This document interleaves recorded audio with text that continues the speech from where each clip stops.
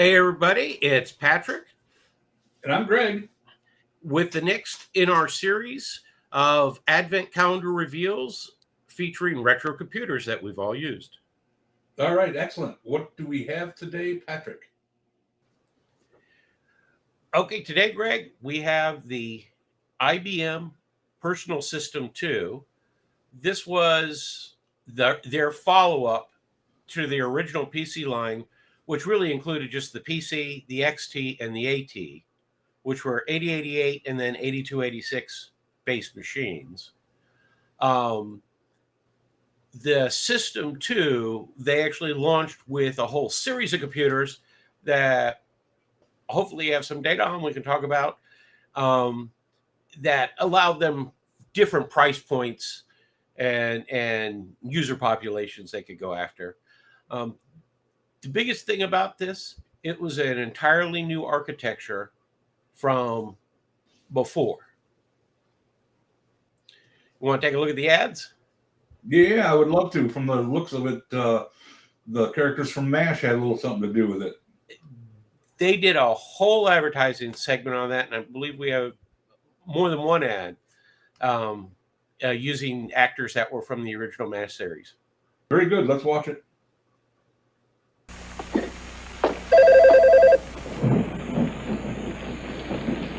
Hello? You want research? Oh, no problem. We work around the clock here. Hold on a second.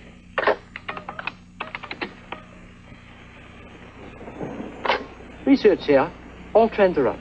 You're most welcome. Oh.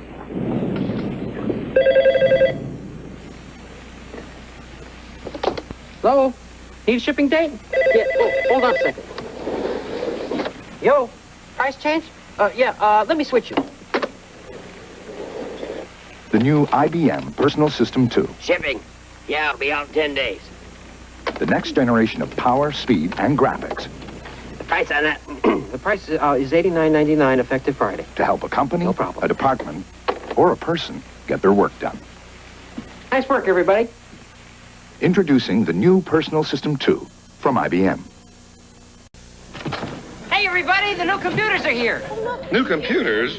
Who, may I ask, authorized new computers? Yeah, who? You did. Who did? I did? IBM. Of course I did. The new IBM Personal System 2. The next generation in personal computing. New computers, new printers, and software. And IBM's new graphics put 256 colors on a screen at once, so our work will be bolder and brighter. If it'll make him brighter, count me in. Personal System 2 is faster. Oh, and it has incredible power. Someone say, power? It's a miracle. He's following instructions. Hey, we were made for each other. Is it easy to use? Even you could use it. Can we tie it all together? Ooh, Personal System 2 has excellent connectivity. So we can talk to each other? Only if we have to. It's just what we need. Who's responsible for this? IBM. Introducing the new Personal System 2 family from IBM. Personally, I've always admired his use of yellow. His merging of abstract shapes and a multi-hued palette is one of the joys of our time. Yes, his subtle shading, his sensitivity to the gray spectrum. A stroke work of a Rembrandt. It's so thrilling to see the new IBM Personal System 2 in the hands of an old master. Balderdash. The new IBM Personal System 2, advancing the art of business.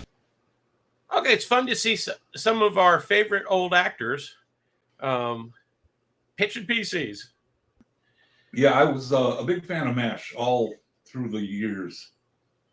Yeah, and I remember, I think it was still running when these commercials came out, so they were doing the advertisement during the showtime.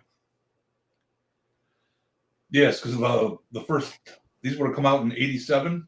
I'm pretty sure MASH was just about rounded out by then. Right. Not.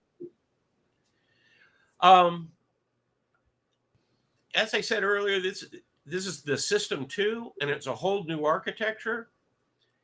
And while in some ways these were great machines and they sold heavily into enterprises, it was the downfall of IBM for the PC business. It's what made compact and HP and other people enter the PC business because while these were all PC-DOS compatible, they used an entirely new bus. They didn't use the old 8-bit, 16-bit ISA cards. They used something called microchannel.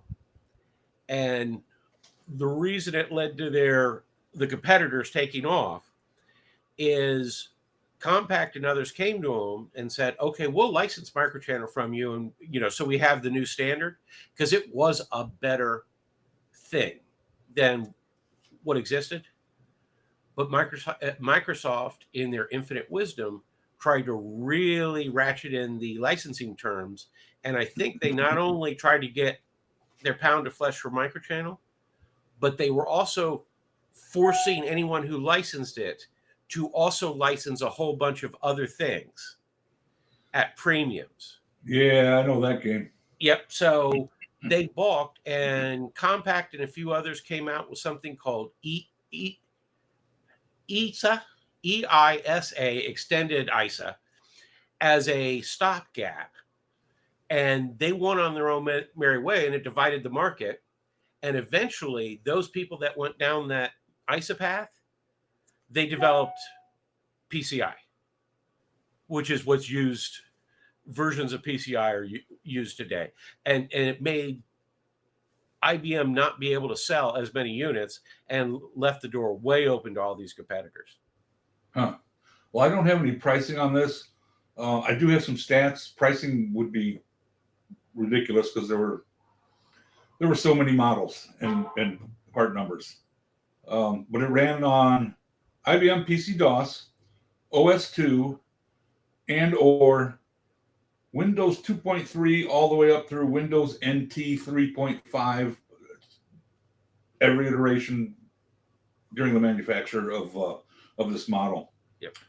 It started out with an 8086 CPU for the first batch, and all of those had 512K of RAM. Now that we're starting to go into Meg, I got to stop and think before I say it. And then there were just a handful of models that used the 286, another big handful that used the 386. All those had RAM anywhere from 1 meg to up to 8 meg. But it really did start the configurability of, hey, I want a computer. I can fine tune it to precisely my needs or my budget. Well, yes, when they launched these systems, there were 5 models initially available: the 30, the 50, the 70, the 60, and the 80. And the 30, the 50, and the 70 were all desktop machines like you see in the picture. The 60 and the 80 were towers. And yeah, there were a couple of different versions of that as well.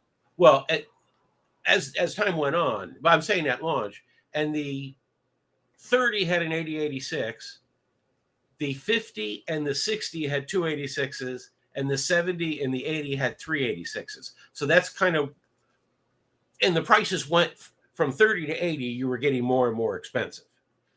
But typically those tower ones, you would turn into PC servers, and the desktop ones would be the individual units. When they launched the PS System 2, they also launched a bunch of other things like Token Ring, which they were trying to take on Ethernet, and we know how that fared.